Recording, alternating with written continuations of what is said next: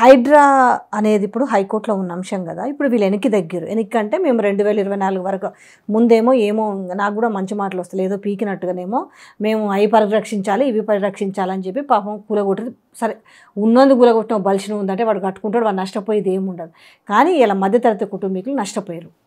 ఇవాళ మీరు ముందేమో అంటే జనరల్గా ఒక క్రూషియల్ మీరు ఒక జీవోనో లేకపోతే ఒక కొత్తది తీసుకురావాల్సినప్పుడు దాన్ని చాలా హోంవర్క్ చేస్తారు, ఓ బ్లూ ప్రింట్ తయారు చేసుకుంటారు. అదేం లేకుండా బరబర పోతురి బుల్డోజర్లు అంటారు, అదంటేది సూపర్ మ్యాన్ అంటారు, రేవంత్ రెడ్డి హీరో అని అంటారు.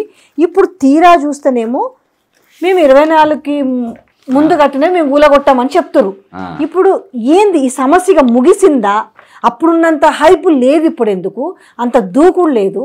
ఇప్పుడు చెప్పిన చల్లగా సావు కబురు చెప్పారు కదా, నష్టపోయిన వాళ్ళ పరిస్థితి ఏంది, రంగనాథ్ పరిస్థితి ఏంది, ఈ నిర్ణయం తీసుకున్న రేవంత్ రెడ్డి పరిస్థితి ఏముండబోతుంది? చాలా నా దగ్గర అన్ని చట్టాలు ఉన్నాయి.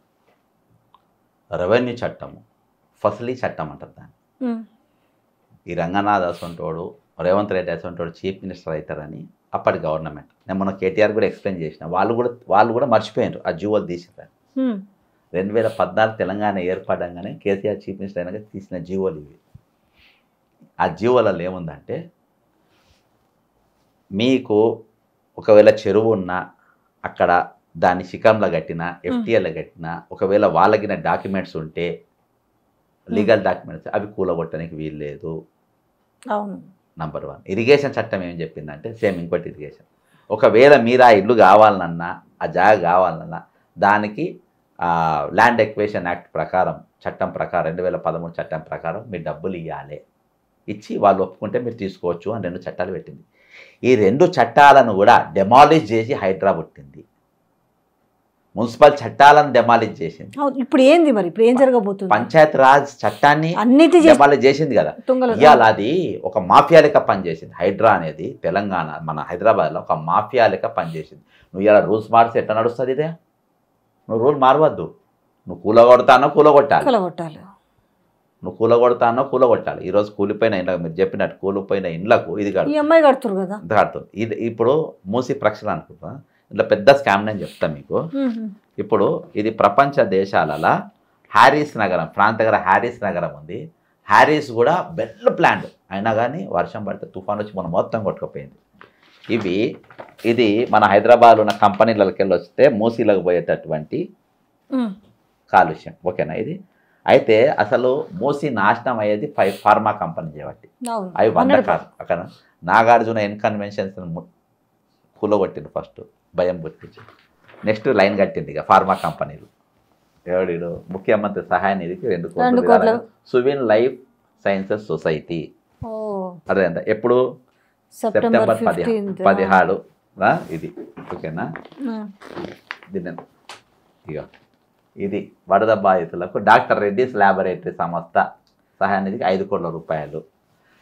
ఇవన్నీ కూడా సెక్రటరీలో కాదు, వీళ్ళు చెక్లు ఇచ్చినాయి, ఇంట్లో ఇచ్చిండ్రు. ఇంట్లో ఎట్లా తీసుకుంటారు సహాయ నిధి పైసలు?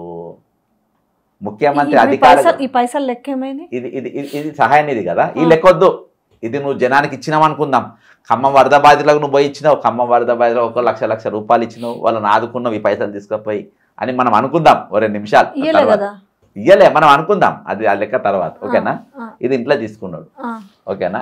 నువ్వు వేరే వాళ్ళు కనవారు మొత్తం. ఇక ఇదే Vins bio products private limited, ఇవన్నీ ఒకటే తారీఖులో ఉంటాయి.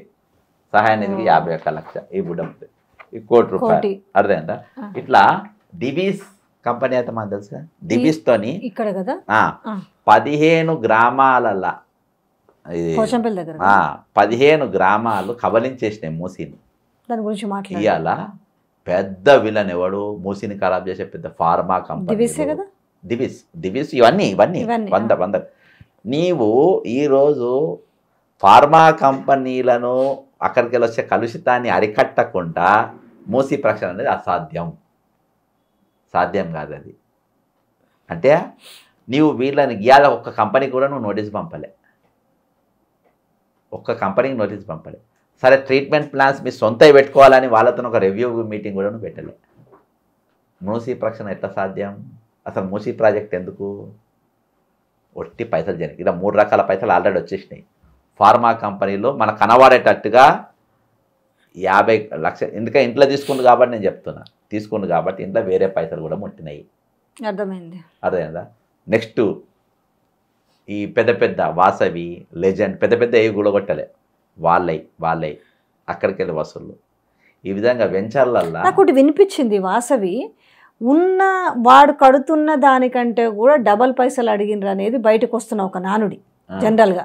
అంటే సార్ నేను కడుతుందే ఇంత ఇవ్వలేనంటే మేము కూల్ చేస్తే మొత్తం పోతుంది కదా అనే చర్చ ఒకటి జరిగిందంటే ఇట్లాంటి అవకాశం కొడతారు మరి తప్పు.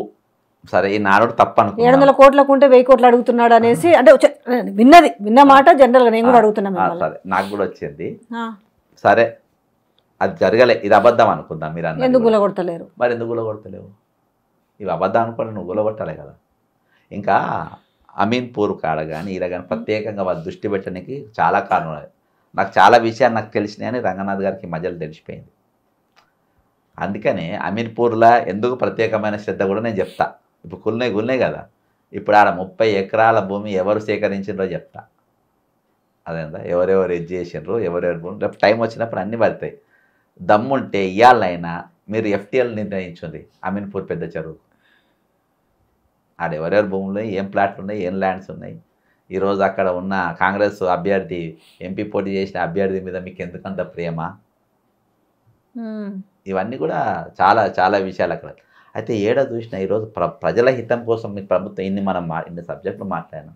ప్రజలకు హితం ఆల్రెడీ ఇన్ని రకాలకి పైసలు వచ్చేసినాయి వాళ్ళకు. రియల్ ఎస్టేట్లు వచ్చినాయి, మీకు వెంచర్లలో వచ్చినాయి, మీకు అపార్ట్మెంట్స్ బిల్డర్ దగ్గర వచ్చినాయి, ఫార్మా కంపెనీలకి వెళ్ళి వచ్చినాయి.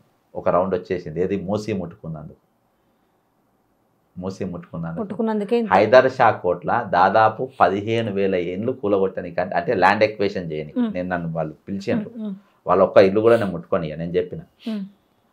హైదర్ షా కోట్ల కూడా ఈరోజు దాదాపు ఒక 15-20,000 ఇండ్లకు వాళ్ళు ఎందుకు ఈ కాంగ్రెస్ పార్టీ ఎందుకు వచ్చిందని వాళ్ళు ఊళ్ళల్లో పోయి వేసింది కాంగ్రెస్ పార్టీ కోటి.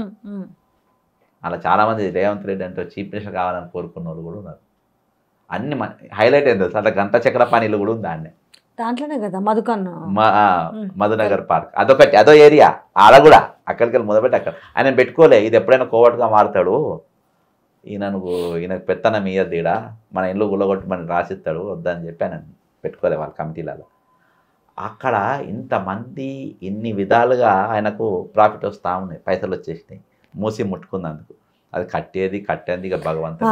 ఇదంతా ఇంక ఇది ఆన్ గోయింగ్ ప్రాజెక్ట్ మనకి, ఇంకా మనకు కూడా ఈ సబ్జెక్ట్ ఆన్ గోయింగ్.